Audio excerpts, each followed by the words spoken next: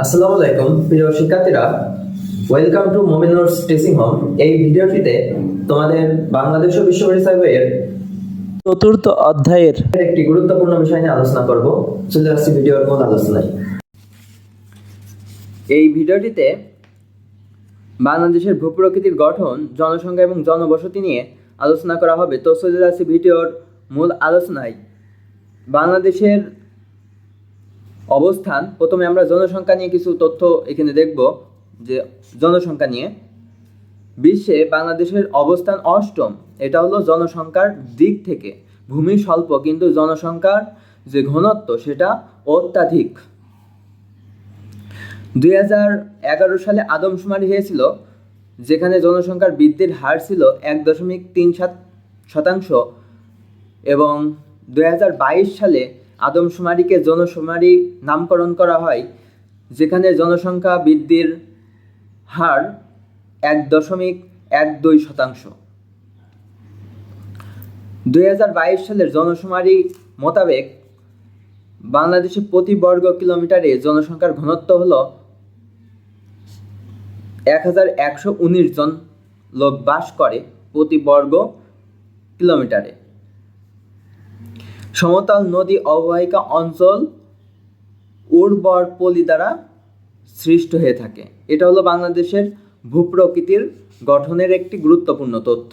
প্রিয় শিক্ষার্থীরা, এই ছিল মূলত গুরুত্বপূর্ণ তথ্য। এখন আমরা বই থেকে প্রত্যেকটা লাইন অনুসারে বিশ্লেষণ করার চেষ্টা করব। বাংলাদেশের ভূপ্রকৃতির গঠন, জনসংখ্যা ও জনবসতি। জনসংখ্যার দিক থেকে পৃথিবীতে বাংলাদেশের স্থান অষ্টম। ভূখণ্ডের তুলনায় এদেশের জনসংখ্যার ঘনত্ব খুব বেশি। তাছাড়া জনসংখ্যা বৃদ্ধির হারও বেশি।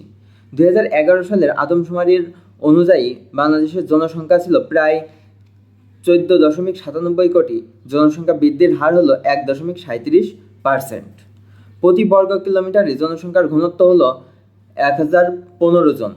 জনশুমারি 2022 অনুসারে বাংলাদেশের জনসংখ্যা প্রায় 16.98 কোটি। জনসংখ্যা বৃদ্ধির হার 1.2%। প্রতি বর্গ কিলোমিটারে জনসংখ্যার ঘনত্ব হল 1119 জন। ভূপ্রকৃতির গঠনের ভিন্নতার কারণে এদেশে অঞ্চলভেদে জনসংখ্যার ঘনত্বের পার্থক্য দেখা যায়। বাংলাদেশের বিভিন্ন অঞ্চলের ভূপ্রকৃতিতে তেমন কোনো পার্থক্য না থাকাতে মোটামুটি সব জায়গায় জনবসতি রয়েছে। তবে পার্বত্য এলাকা এবং সুন্দরবন অঞ্চলে জীবিকা সংস্থান কষ্টসাধ্য হয় এ দুটি অঞ্চলে জনবসতির ঘনত্ব খুবই কম হয়ে থাকে। তাহলে জনবসতির ঘনত্ব কী কারণে কম হয়ে থাকে? এটা বলা যায় যে কোনো এলাকার ভূপ্রকৃতির তারতম্যের কারণে মূলত জনসংখ্যার ঘনত্ব কম হয়ে থাকে। যেমন বাংলাদেশের পার্বত্য এলাকায় জনবসতি কম এবং সুন্দরবন অঞ্চলে জীবিকা সংস্থান কষ্টসাধ্য, ফলে এখানে জনবসতির যে ঘনত্ব সেটা কম।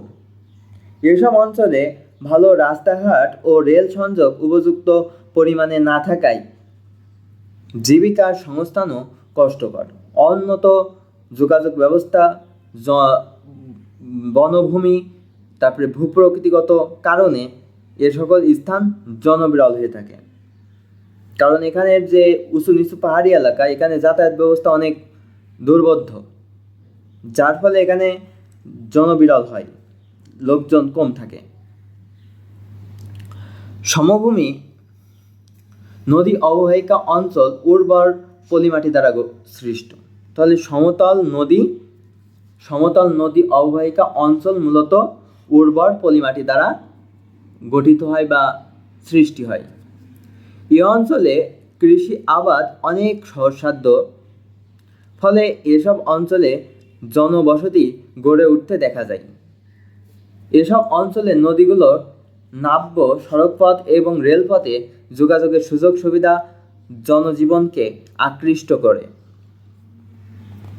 তাছাড়া জলবায়ু প্রভাবের কারণেও জনবসতির বন্টন নিয়ন্ত্রিত হয়। চরম ভাবাপন্ন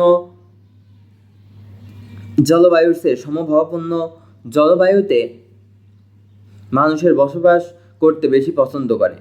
তাহলে চরম ভাবাপন্নর থেকে যদি সমভাবাপন্ন জলবায়ু হয় তাহলে সেখানে মানুষের যে বসবাস সেটা বেশি হবে।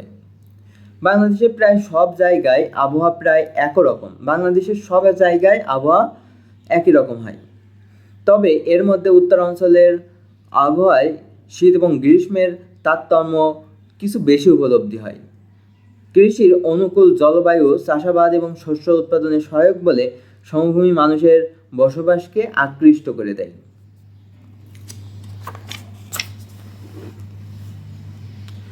বাংলাদেশের যেসব অঞ্চলে খনিজ সম্পদ পাওয়া গেছে সেসব অঞ্চলের জীবিকার সন্ধানে বহু শ্রমিক ও কর্মচারী জড়ো হয়ে এলাকাটিকে ঘনবসতিপূর্ণ করে তুলেছে।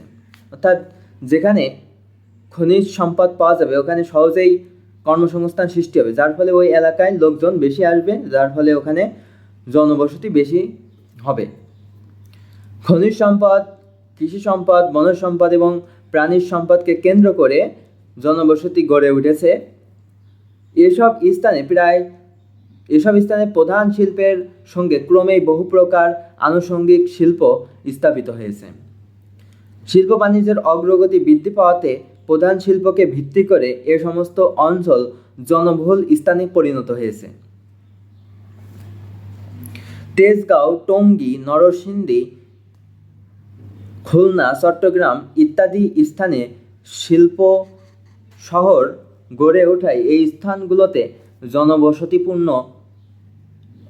জনবসতিপূর্ণ হয়ে থাকে বা জনবসতি এখানে ঘন।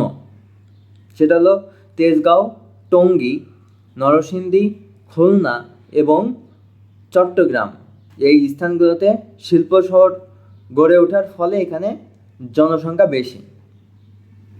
সড়ক, রেলপথ বা নদীপথে উন্নত চলাচলের সুযোগ থাকলে বিভিন্ন অঞ্চলের সঙ্গে যোগাযোগ রক্ষা সহজ হয়, ফলে স্থানটি জনবহুল অঞ্চলে পরিণত হয়। শিক্ষা, সংস্কৃতি আজকের যুগের মানুষকে গভীরভাবে প্রভাবিত করছে। যেসব অঞ্চলে শিক্ষা দীক্ষা, কৃষ্টি, সংস্কৃতি ইত্যাদির অনুশীলন ও চর্চার সুযোগ বেশি সেসব স্থানে জনবসতি স্বাভাবিক কারণেই বেশি হয়। প্রিয় শিক্ষার্থীরা, এই ছিল মূলত বাংলাদেশের ভূপ্রকৃতির গঠন, জনসংখ্যা এবং জনবসতি নিয়ে আলোচনা। এর পরবর্তীতে বাংলাদেশের ভূমি ব্যবহারে জনবসতির বিস্তারের প্রভাব নিয়ে আলোচনা করা হবে। আল্লাহ হাফেজ।